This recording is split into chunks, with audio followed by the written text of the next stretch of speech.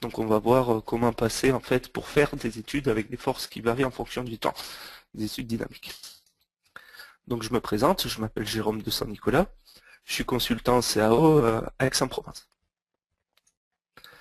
Donc voici le planning en fait de la formation. Bien sûr, si vous avez des questions, vous n'hésitez pas, vous les posez dans la fenêtre de chat. On y répondra à la fin de la séance.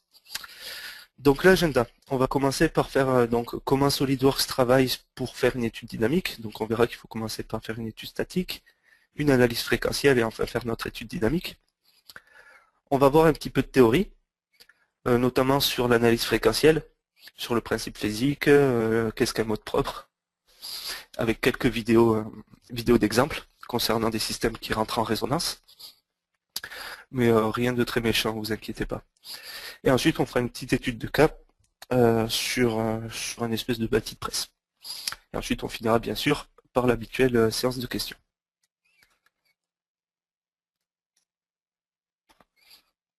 Hop, alors, j'ai un petit... Hop là, pardon. On va attaquer d'ici. Hop. Et voilà.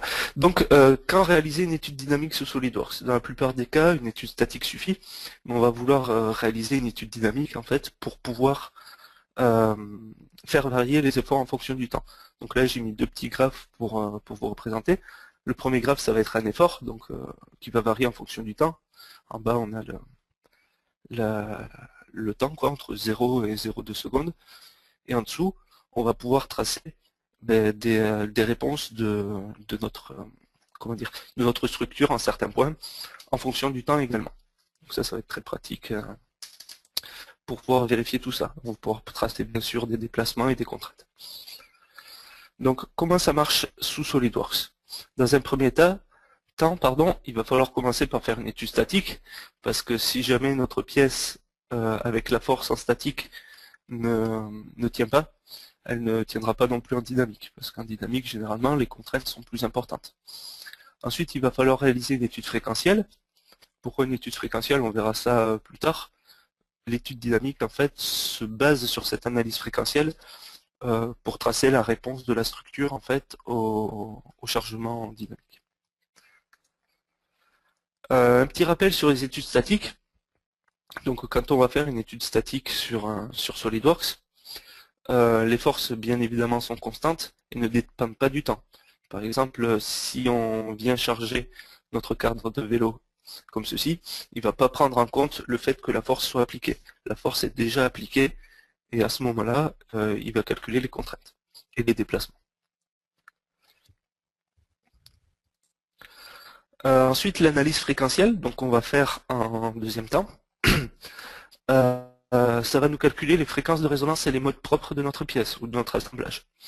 Faire attention, ça ne nous calcule ni les contraintes ni les déplacements. Ça nous donne juste la forme, la déformée du mode ainsi que sa fréquence. On le fera tout à l'heure. On va voir. Hop. Et ensuite, on finira par notre étude dynamique, donc avec des forces qui varient en fonction du temps. Comme on le voit là-dessus, on pourra faire des petites courbes et qui à partir de là va servir donc des modes propres qu'on aura calculés dans l'analyse fréquentielle pour calculer la réponse de notre structure à cette force qui varie. Donc on va faire très rapidement un petit peu de théorie sur la résonance, parce que souvent c'est quelque chose qui n'est pas très très clair, donc j'ai essayé de faire ça le plus clairement possible. Donc en fait la résonance c'est quelque chose qui est soumis à tout système qui va être soumis à une force. Donc il y a quelques exemples, et tout autour de nous en fait résonne plus ou moins. Donc ça peut être par exemple des immeubles en cas de tremblement de terre qui vont se mettre à résonner, des avions, des moteurs d'automobiles, parce que les machines tournantes vibrent beaucoup. Bien sûr les instruments de musique, qui sont un exemple de résonance cette fois voulue, et non pas évitée. Et aussi les verres par exemple qu'on peut briser à certaines fréquences. Donc un petit exemple, ça va être sur une corde qui va vibrer. Donc ici on a quelques exemples d'une corde, et il faut bien savoir qu'en fait le système entre en résonance quand une force en fait vient exciter le système en rythme avec sa vibration. Pour être un petit peu plus clair, une structure va vibrer à une certaine fréquence, c'est quelque chose qu'on va calculer avec l'analyse fréquentielle sous SolidWorks, et si jamais la force vient exciter notre système en rythme avec la vibration, eh bien, les déformations vont s'amplifier. Un des exemples les plus simples, c'est que quand on pousse quelqu'un à la balançoire, pour avoir le plus d'amplitude possible, il va falloir pousser pile au moment où la personne est au plus haut. Si on pousse avant ou après, ça va être beaucoup moins efficace. On peut dire que c'est un petit peu, ça fait rentrer en résonance notre balançoire. Alors, on va parler un petit peu des modes propres. Alors, qu'est-ce qu'un mode propre et des fréquences de résonance aussi. Donc un mode propre, en fait, ça va être la déformée de notre système à une fréquence donnée, dite fréquence de résonance. Donc là, j'ai quelques petits exemples. Hop, de la fréquence, par exemple, de résonance de 82 Hz, va me donner ce mode de vibration-là. Alors, il faut bien savoir que, en fait, un système, une pièce ou un assemblage, va avoir une infinité de fréquences de résonance et de modes propres. Le premier mode, on appelle ça le mode fondamental, est celui qui a la fréquence le plus bas. Donc ici, c'est notre premier mode, avec cette déformée-là, à 82 Hz. Ici, nous avons le second mode, à 330 Hz. Alors, pour parler un petit peu en termes techniques, les points qui ne bougent pas à l'intérieur de notre déformée sont appelés les nœuds du mode, tandis que les endroits où les déformées sont les plus importantes, on appelle ça un ventre. Et voici donc le troisième mode à 740 Hz environ. Donc ça, c'est des choses qu'on va pouvoir calculer avec SolidWorks et qui vont être utilisées dans notre étude dynamique. Pardon.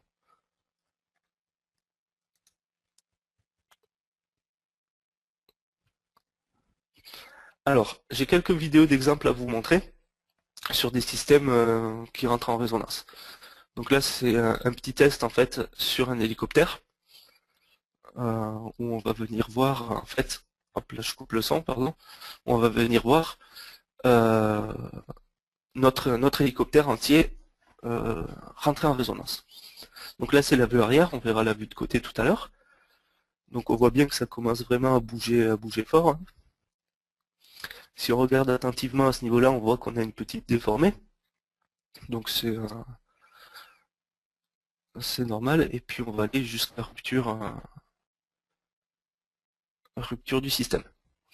Donc il faut quand même faire assez attention parce que comme vous le voyez, les conséquences peuvent être assez catastrophiques dans certains moments.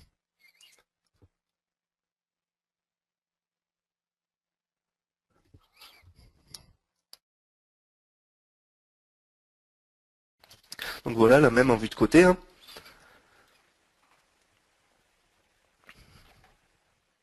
Hop, et on arrive à rupture de la queue.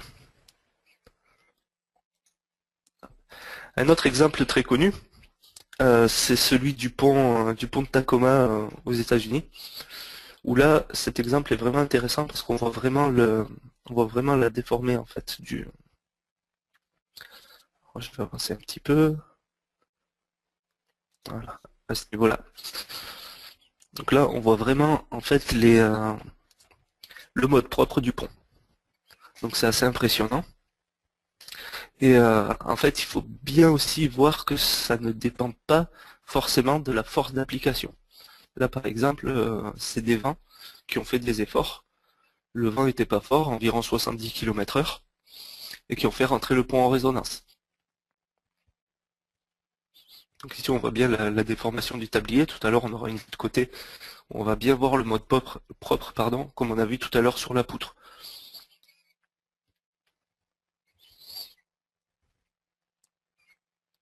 Je vais avancer un petit peu. Voilà, à ce niveau-là, on voit bien la déformer.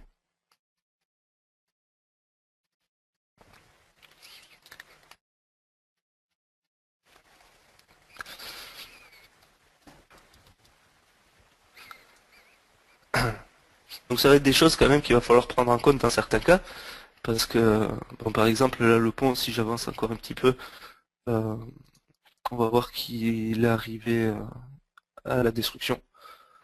Donc voilà, heureusement il n'y avait personne dessus. Mais bon, ça peut être des choses qu'il faut éviter. Alors maintenant, on va passer une petite étude sur cette pièce-là. Hop, je reviens là-dessus. Hop, j'ouvre SolidWorks. Hop, et voilà.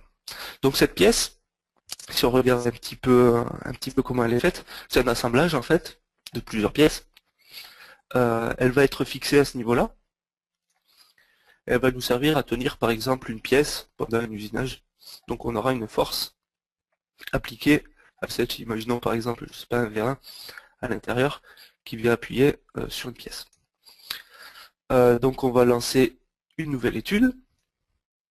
Hop, on va la renommer et comme on l'a vu au début, on va commencer par faire une étude statique. On la renomme pour pas se perdre, on se fait bien en mode analyse statique et on valide. Donc on regarde un petit peu, les matériaux ils ont été récupérés parce qu'ils ont été mis dans mon modèle. Les contacts entre composants, on a un contact global solidaire, donc c'est comme si toutes les pièces étaient fixées entre elles aux interfaces. Donc c'est très bien. Il ne nous reste plus qu'à mettre une géométrie fixe en bas sur nos 4 petites faces pour fixer notre pièce. Voilà. Et on va venir appliquer une force sur cette face-là. Donc dans chargement externe, je fais un clic droit, force. Hop, je me mets sur cette face et on va rentrer une valeur de 22 500 newtons. Et je valide. Alors on va lancer l'étude, on lance le maillage, on crée un maillage standard. J'affine pas beaucoup mon maillage pour pas qu'on passe beaucoup de temps à faire la simulation. Et j'exécute. Hop là. Donc là ça va assez vite. On peut regarder les résultats, on est à 126 mégapascales. Si je regarde mes déplacements, j'ai un déplacement de 0,8 mm. Donc voilà pour l'étude statique. Là par exemple, si jamais notre étude statique était au-dessus de notre limite d'élasticité, il aurait fallu d'abord modifier notre pièce pour déjà que ça tienne comment dire, en statique, et ensuite on verra en dynamique. Alors, une fois que notre étude statique est réalisée, on va créer une nouvelle étude. Hop, on se met bien en mode fréquentiel ici. On l'appelle fréquence. Et on valide. Alors, ce qu'on va faire, moi j'aime bien faire, c'est on va venir copier-coller en fait, d'une étude à l'autre. Je fais un clic droit sur par exemple ma géométrie fixe ici, copier, je reviens dans mon étude fréquentielle, déplacement imposé, coller. Comme ça évite de se tromper par exemple dans la définition de la force. Hop, coller. Donc voilà. Ensuite, maintenant, il va falloir dire au logiciel combien de fréquences on veut. Donc ça va être des choses, comme on a vu, comme j'ai dit tout à l'heure, en fait, on a une infinité de fréquences de résonance, on ne va pas toutes les calculer.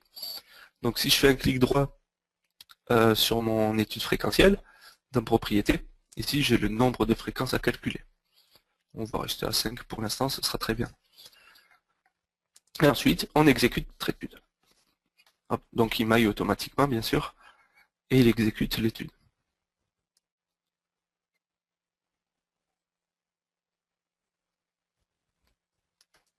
C'est un petit peu plus long, hop, et voilà. Donc là, on va s'attarder un petit peu sur les différents résultats qui nous proposent. Donc il nous a tracé plusieurs déplacements, donc 5 déplacements parce que j'ai demandé 5 fréquences. Et chaque tracé de résultat correspond à un mode de la pièce. On peut le voir en haut ici, mode 1, valeur 71,4 Hz. Ici, on a un déplacement qui est indiqué. Euh, Ce serait de... Il faut pas en tenir compte en fait, parce que on a vu sur les analyses fréquentielles qui ne calculaient pas les déplacements. C'est juste une déformée. Par exemple là, 1,8 10 puissance 2 mm. Non, ça va pas vibrer aussi loin normalement. Donc voilà. Une chose intéressante, c'est qu'on peut animer ces déplacements. Donc si je fais un clic droit sur mon déplacement ici, que je clique sur animer, hop, alors je vais mettre un petit peu plus lent pour qu'on voie bien. Il m'anime mon déplacement. Donc on va regarder les différents modes qui me dit. Hop, si j'anime mon mode numéro 2, donc on voit la fréquence 294 Hz, ça va être celui-là.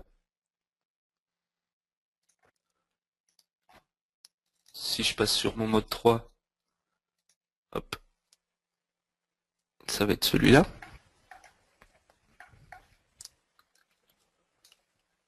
Etc. jusqu'au mode 5. Donc plus on avance dans les modes en fait, et plus ils sont biscornus, on va dire.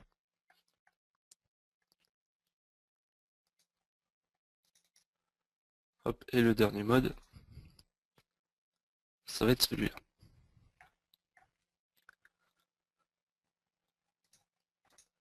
Alors, une autre chose aussi qui peut être intéressante, si je fais un clic droit sur mes résultats, j'ai possibilité de lister mes fréquences de résonance. Donc si je clique dessus, il m'ouvre un petit tableau où il me met, hop, je vais agrandir ça un petit peu pour qu'on voit bien, le numéro de mon mode, la fréquence en radians et en hertz, ainsi que la période. Donc ça peut être utile pour visualiser bien comme il faut toutes les fréquences que l'on a calculées d'un seul coup.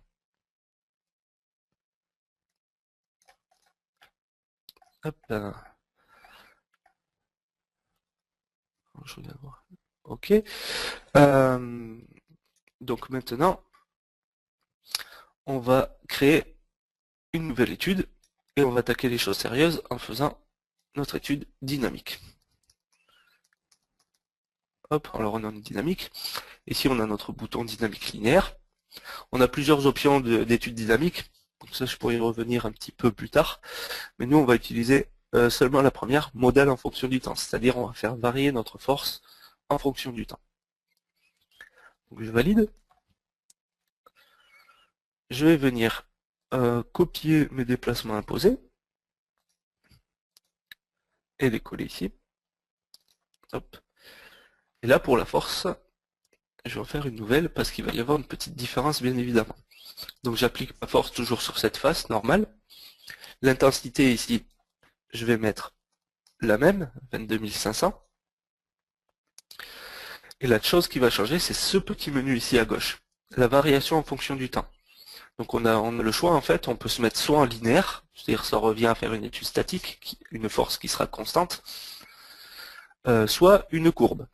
Donc si je clique sur courbe, je peux cliquer sur le bouton modifier ici pour venir modifier ma force en fonction du temps. Donc on va avoir deux formes en fait. Donc on peut donner un nom à notre courbe et la sauvegarder pour la récupérer plus tard par exemple. Je vais avoir deux formes.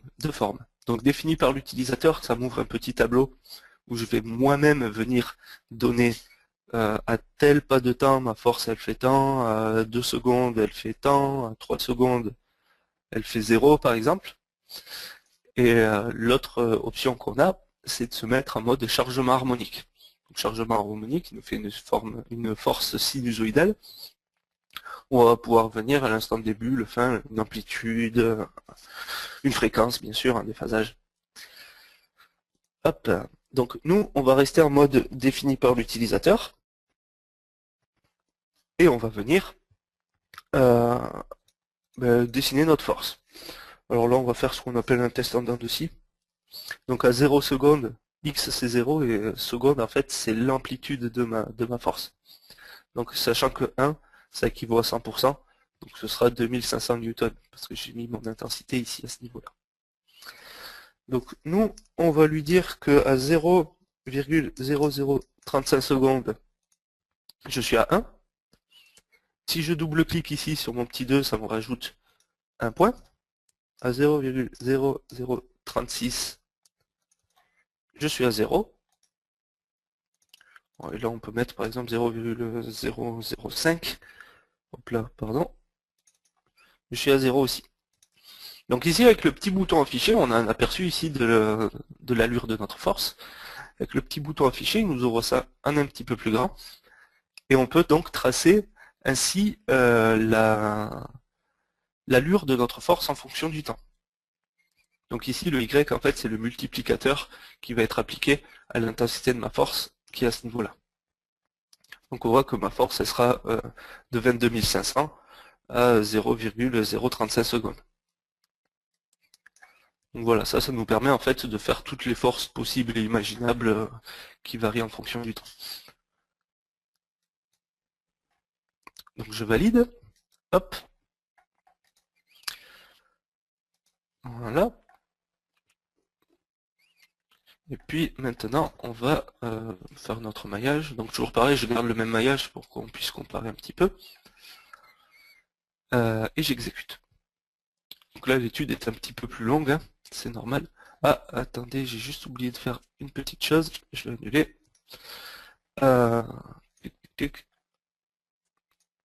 Voilà, excusez-moi.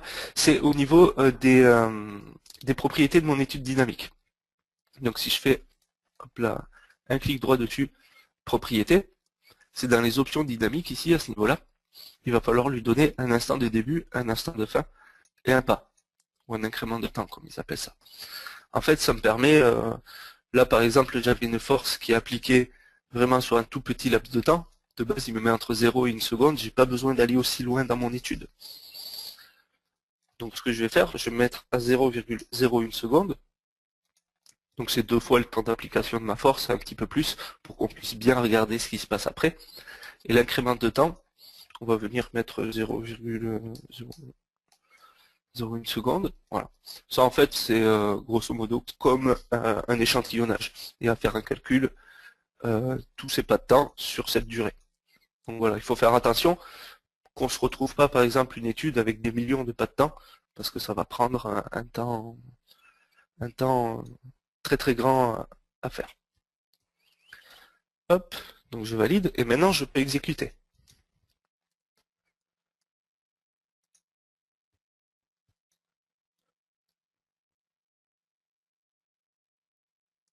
Donc l'étude est un petit peu plus longue, hein. On voit ici les pas de temps. Donc il nous fait en fait 100 pas sur notre analyse, ce qui va nous permettre d'avoir des choses un petit peu... on va pouvoir voir les choses.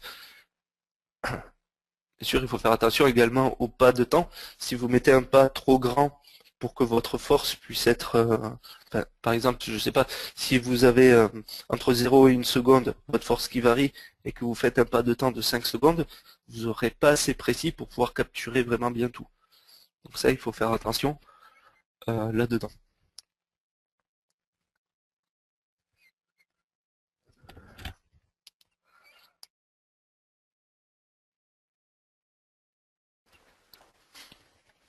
Donc voilà, il fait l'étude, il finit, il finit, il finit. Il mouline, toujours en cours d'analyse.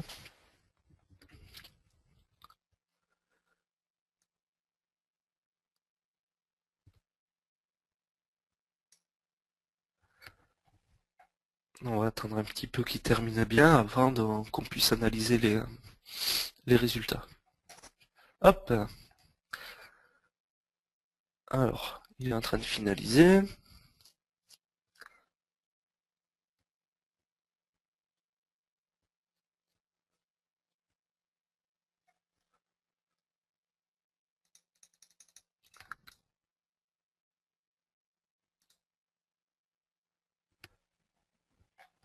Tic, tic, tic.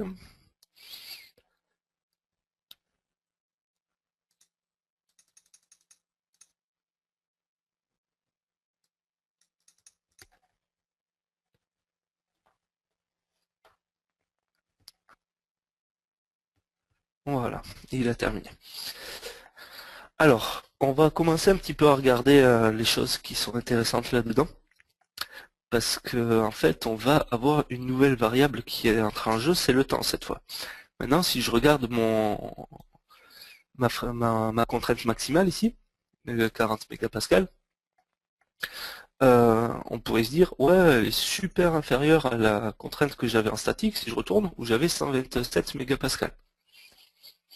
Il faut bien faire attention, si je retourne maintenant sur mon étude dynamique, si je remets mon tracé de contrainte, il m'a fait le tracé de contrainte au pas de temps 0,01 seconde, qui correspond donc à la fin de mon étude. Donc ça, il faut faire attention. Donc ce qu'on peut faire, si je fais un clic droit sur résultat, c'est définir des nouveaux tracés de contrainte pour voir vraiment ce qui se passe à l'intérieur de ma pièce durant ce laps de temps de l'étude. Donc on a une nouvelle petite fenêtre qui s'est ouverte, la fenêtre tracée, où on va pouvoir venir soit spécifier le temps de l'étude, soit le pas. Par exemple, je pourrais tracer quelque chose ou pas 80 qui correspond à 0,08 secondes. Si je valide, hop, on voit que mes contraintes se sont modifiées et que ici, mon pas de temps est bien de 0,08 secondes. Donc ça peut être pratique pour regarder la contrainte à un instant donné. Maintenant, une chose qui nous intéresse beaucoup aussi, si je fais un tracé de contrainte toujours, c'est de venir à ce niveau-là tracer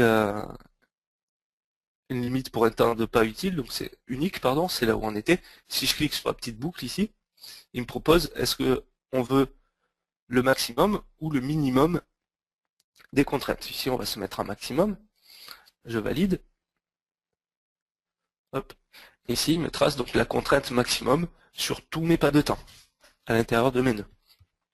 Donc ici, on voit que la contrainte maximum, par exemple, elle est à 162 mégapascales. Ce qui est plus important tout à l'heure que nos 120, 126 ou 127 mégapascales. Alors, d'autres choses intéressantes qu'on peut faire avec, avec ça, ce logiciel, enfin cette étude dynamique plutôt, pardon, ça va être de venir tracer la réponse de certains points en fonction du temps. Donc on peut faire ça sur la contrainte ou le déplacement, suivant le tracé sur lequel je suis. Là par exemple, je sais pas, on va se mettre en déplacement. Si je fais un clic droit là-dessus, sur mon graphe actif, j'ai ma petite pipette pour sonder à ce niveau-là. Je vais pouvoir venir sonder par exemple en ce point-là. Donc il me sort le déplacement sur ce point. Donc bien sûr, comme d'habitude, on va pouvoir tracer, alors si j'efface ça, hop, et que je vais prendre plusieurs points, comme ceci, je vais pouvoir tracer donc la répartition, cette fois-là, de ma contrainte en fonction de la position de mon nœud. Donc là, il faut bien faire attention parce que je suis en train de tracer le déplacement maximum sur chacun des nœuds, donc que j'ai sélectionné ici. Mais autre chose intéressante, si j'efface ça, si je viens pointer sur ce point-là, ça va être ce bouton-là, le tracé de réponse. Donc là, si je clique dessus, il va m'ouvrir quelque chose comme ça, qui correspond en fait au déplacement de mon nœud en fonction du temps. Donc si on se met ici à peu près, voilà, c'était la fin de l'application de ma force. Après, la pièce, vous voyez, elle continue à vibrer.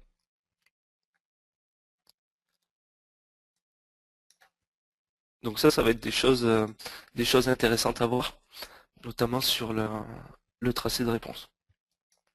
Bien sûr, le tracé, hop, si je reviens sonder ici, que je vois la réponse, on peut les enregistrer, il n'y a pas de souci. Voilà, pour tracer des graphes, faire des rapports par exemple.